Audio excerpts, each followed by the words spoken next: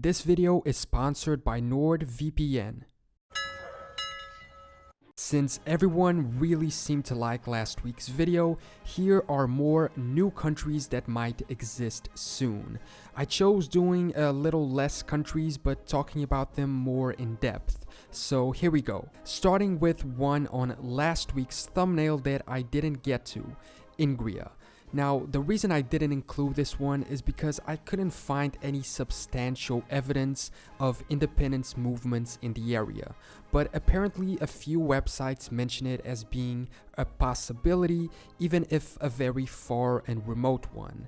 Located in the northwest of Russia, this idealized independent state would separate itself from Russia, but eventually stretch into a little bit of Finland to the north and Estonia to the west. Its capital would be the biggest city in the area, St. Petersburg, which would rob Russia of one of its historical capitals and biggest cities. Apparently, the idea of possible independence is rooted in a historical separation of the territory from Russia at some point. It seems as if, during the time of the Novgorod Republic, a medieval Russian state which existed from the 12th to 15th century, the leaders of Novgorod established an alliance with the Swedish. This alliance was done through a marriage with a Swedish princess. As a result, the area of Ingria was granted to the princess and ruled by Swedish jarls, with some autonomy from the Novgorod Republic. Adding to this, in the Finnish part, there was a short-lived independent state called the Republic of North Ingria from 1919 to 1920, which at the time seceded from Bolshevik Russia after the October Revolution. Furthermore, the Ingrians were recognized by the Soviet Union as a unique nationality. It would be cool to see a new state emerge in this area, but I don't think the Russians would be interested in losing St. Petersburg. Moving to America. Quebec. Quebec has been dealing with an independence movement for a long time. Some argue that the first event was the Lower Canada Rebellions in 1837, where Quebecois revolted against the British colonial rulers. My guess is that the roots are indeed in the cultural differences between it and the rest of Canada, since it was colonized by the French as opposed to most of the rest of the country, which was colonized by the British. In fact, their claims for independence are somewhat like this: a unique culture, a French-speaking majority of 78%, and a big percentage of Roman Catholic population as opposed to the national Protestant majority.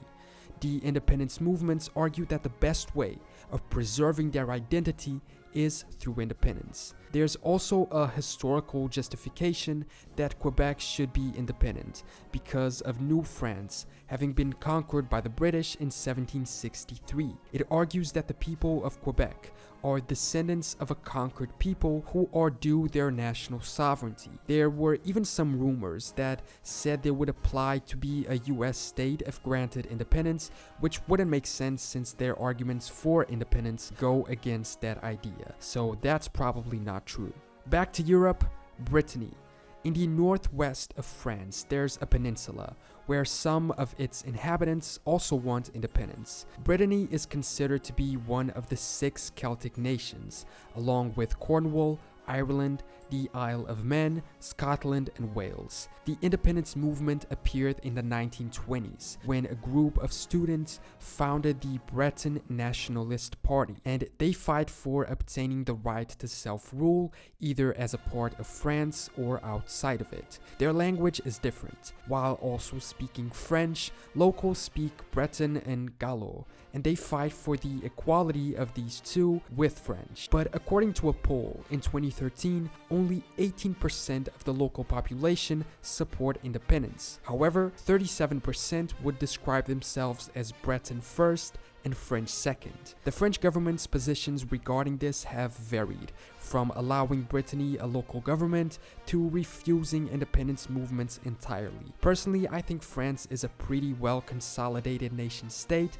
so I don't see it breaking apart anytime soon, but who knows. Back to America, to the west coast of the US, California. California always comes up in these types of videos. It was for a very brief period of time in 1846 an independent republic. In fact, the name California Republic is still on their flag. In June of 1846, 33 American immigrants in Alta California who had entered without official permission rebelled against the Mexican government. At the time, Mexico controlled the area. Apparently, the rebellion was secretly encouraged by the US Army due to the Mexican-American War at the time. 3 weeks later, the new republic's army of around 200 men was incorporated into the California Battalion of the US, joining the Union unofficially and becoming a full member state in 1850. However, despite only lasting for about 3 weeks, the seed of independence was planted in California.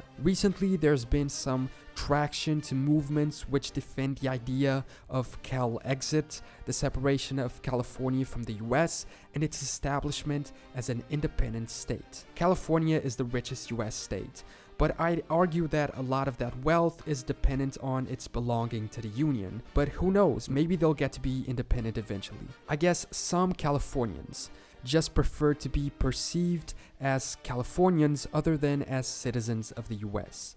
But hey, if they don't get independence, they can always use NordVPN to mask their IP address and pretend like they're from any of many countries across the world, protecting their personal data at the same time. That was a pretty smooth integration of today's sponsor, right? Moving on to the next possible country, Venice.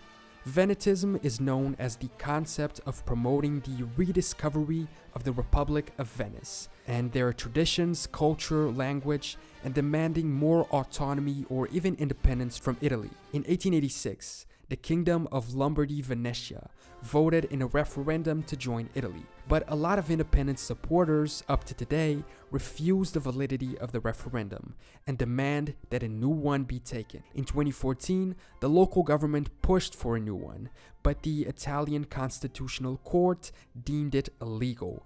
Instead, they voted for autonomy. With 57% of the population voting, 98% voted yes, and the central government began negotiations with Venice to grant it more autonomy. This new country would include all the territories of the historical Venetian Republic, plus a few more, surrounding ones which were never fully a part of the Republic, but are of Venetian culture at this point. Interestingly, Venetism is also referred to as the local opposition to the idea of another independence movement, Padania, an idealized independent state in North Italy. The roots of the independence movement are for sure in the fact that they used to be independent, especially as the Republic of Venice, La Serenissima. The Republic of Venice was a city-state, a maritime republic, and a leading European economic trading power during the Middle Ages and the Renaissance. So, who knows, maybe we'll see a rebirth of the Republic soon. Next, East Thrace. This one is sort of like the first one, although I think even less likely in terms of probability and less present in terms of independence movements. Apparently, there's some type of movement that argues for the independence of this area and its separation from Turkey. Turkey is an odd case of a country being in two continents. Most of it is in Asia and then a small part is in Europe. East Thrace is the European part of Turkey. Some go even further and call for a full restoration of the region of Thrace, taking this from Turkey and then a big chunk of Bulgaria plus some of Greece.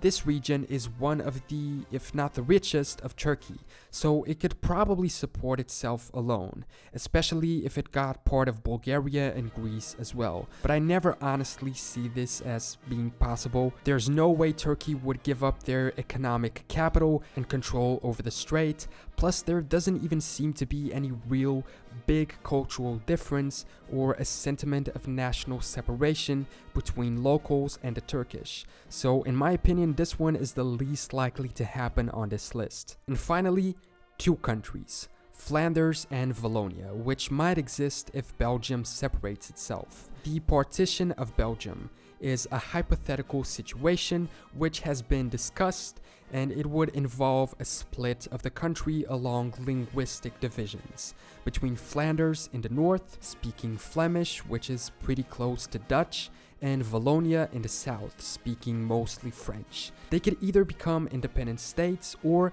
join the Netherlands and France respectively. In fact, there's a plan dating back from 1830 which already planned this division. There's also a German-speaking minority in the south, right on the German border, but I guess not large enough to claim its own new country. Both communities already have a large degree of autonomy within the Belgian Federation, so independence and partition might really be the next step.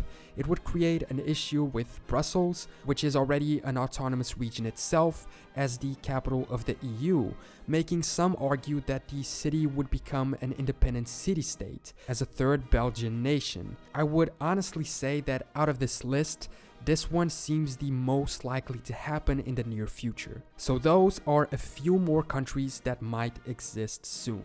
In these videos, I always talk about countries, geography, maps, etc., and all of us like to see what these places are like.